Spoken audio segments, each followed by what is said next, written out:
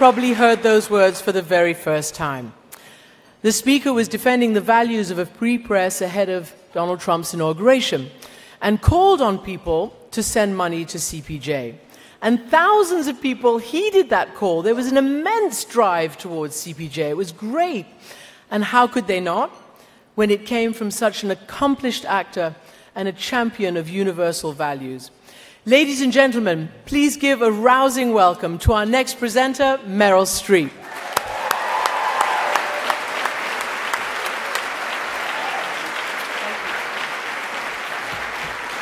Thank you. Thank you. Thank you. First, I'd like to say what a great honor it is to be here tonight with you, Christiane, because you are the very first female broadcast journalist that I ever remember seeing on TV who was reporting from the ground from the most dangerous points of conflict in the world. And you are responsible for making my daughters think that there was nothing at all unusual in that.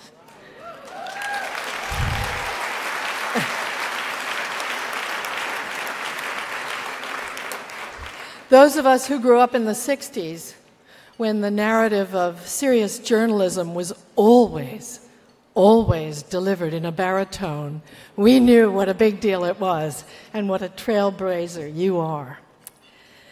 Christiane is the woman who made the safari jacket cute.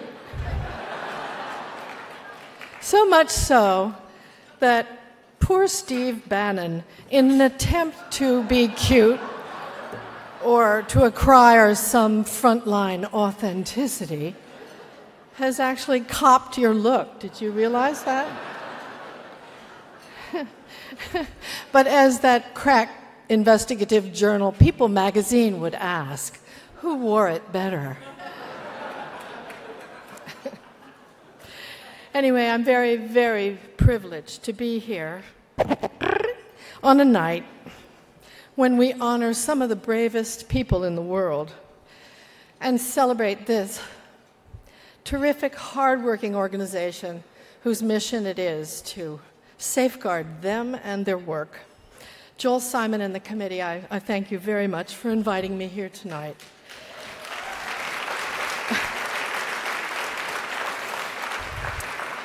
Because I get to meet my heroes. I really came here tonight to thank you. That's all. Really. Thank you. Our nation turns its lonely eyes to you. You are the fourth estate. You're our first line of defense against tyranny and state-sanctioned news. Thank you. You intrepid, underpaid, overextended, trolled and unextolled, young and old, battered and bold, bought and sold, hyper-alert, crack caffeine fiends.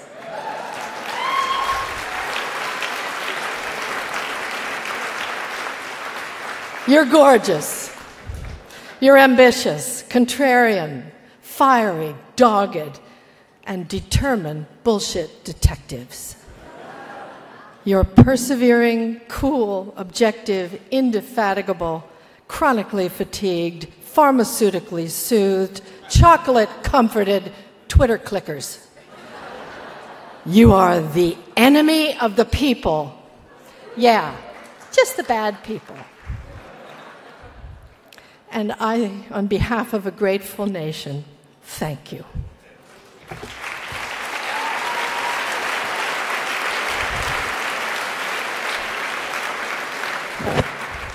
I was at the Columbia School of Journalism this spring for their scholarship award breakfast, and the dean there told me that there's been this gigantic uptick, an explosion really, of applications at J schools all over the country, not just at Columbia.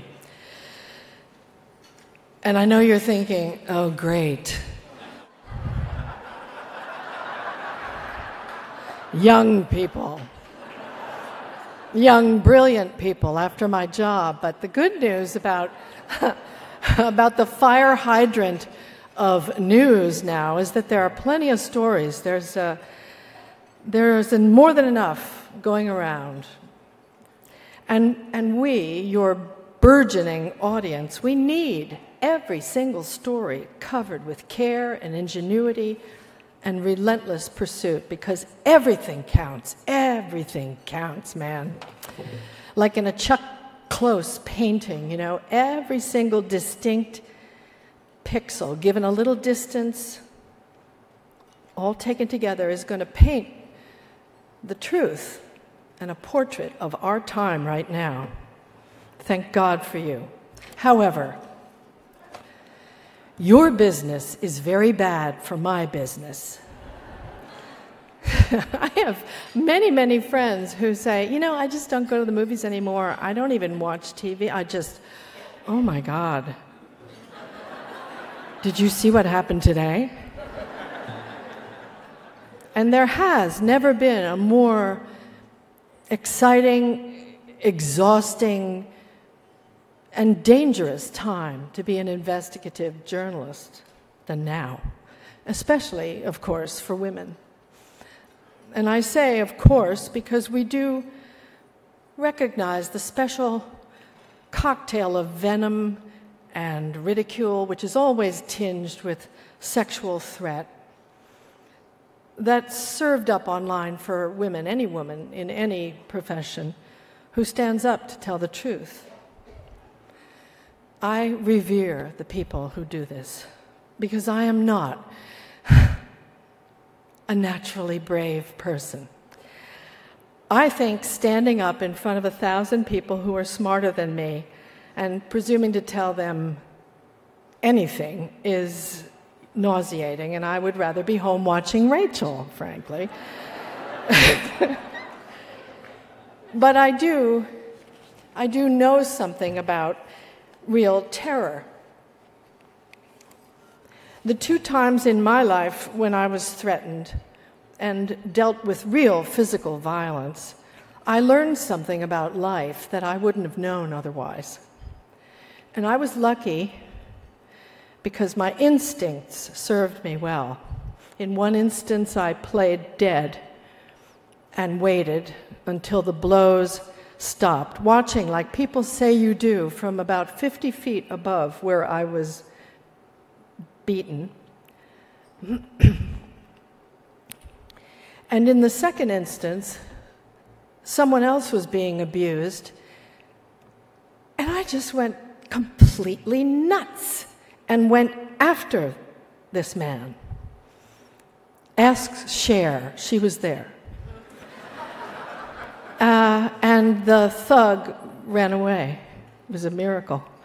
But I was changed by these events on a cellular level, because women do know something particular about coming to the danger place. We come to it disadvantaged through the many millennia preceding our present moment.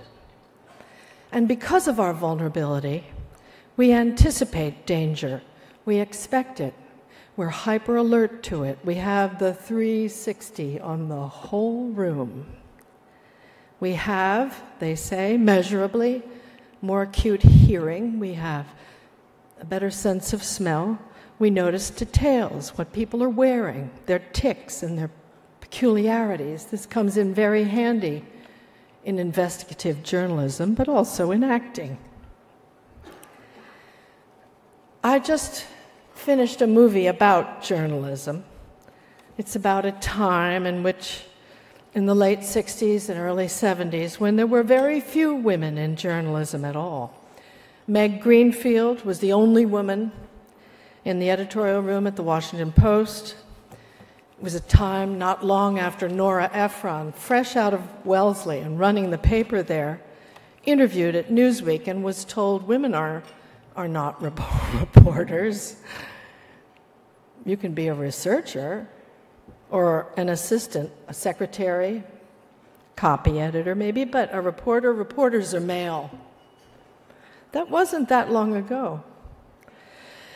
So tonight I'd like to salute the special bravery with which, for instance, Rachel Nichols dug into Floyd Mayweather's repeated battery of women on the eve of his hot ticket fight when nobody wanted to hear about domestic violence.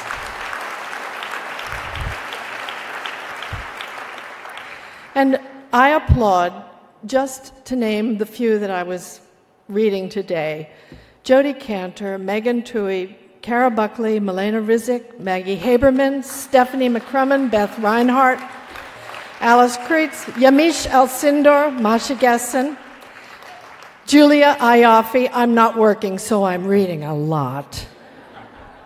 Katie Benner, Emily Steele, Arwa Damon. There's so many. There's just so many. Great, great women right now.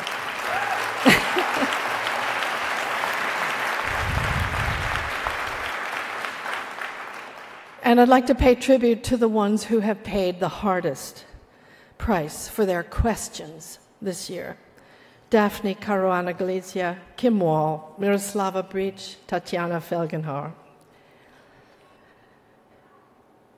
Despite what is a poisonous atmosphere for the press in this country, very few journalists are harmed here for doing their jobs, but it's a different story in Mexico. 5 journalists have been murdered there just this year alone. Across the border from Texas, in the state of Chihuahua, being an independent reporter can be a death sentence.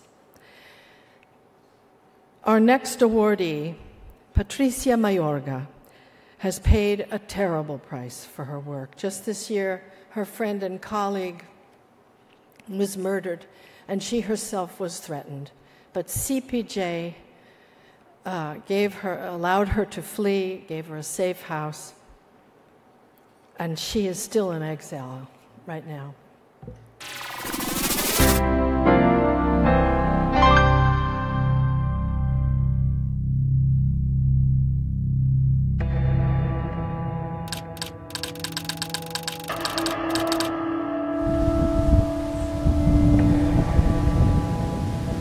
Cuando llego yo o llegan otros periodistas a Chihuahua, pues se contactan muchas veces con Patty.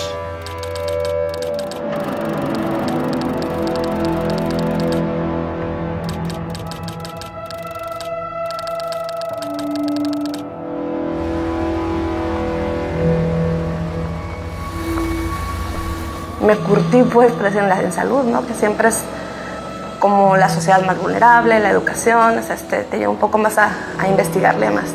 Pues nos encontró la guerra, ¿no? O sea, y sí, el riesgo escaló sin que lo hubiéramos advertido, sin que hubiéramos pedido cubrir una guerra, ¿no? Ser periodista en México es estar caminando en arenas movedizas. Si entrevistas a un político no sabes si trabaja para algún cártel. Es extremadamente peligroso y difícil. Patricia worked closely with a colleague, Miroslava Breach. They had been collaborating together, they'd covered corruption together, they'd covered links between politicians and organized crime. Ellas dos eran las únicas que cubrían lo que ocurría en la Sierra Tarahumara, la cuna del narcotráfico.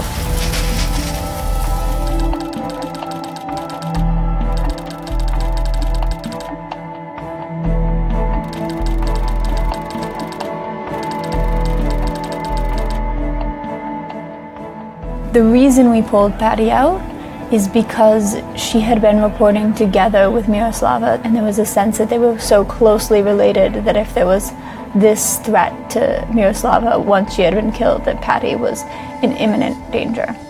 Patty es una reportera muy valiente que arriesga su vida por reportear la violencia y por denunciar lo que le pasa a las comunidades tarahumaras, a los rarámuris que están siendo desplazados especialmente por los grupos del narcotráfico, con los políticos corruptos.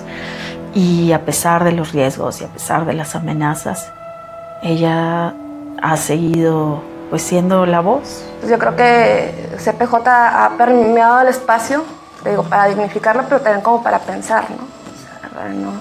Yo lo puedo resumir que me ha dado herramientas para sobrellevar un desplazamiento digno, y me siento afortunada.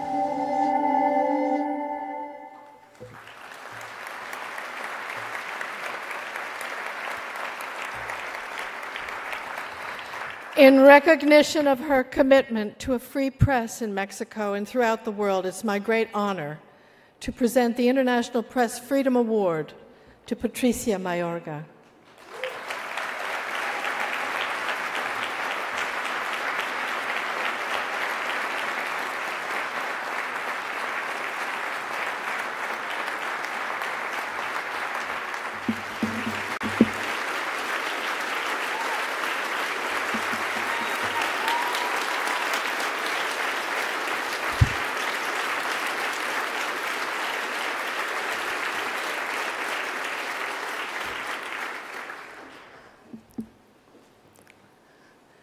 Good morning.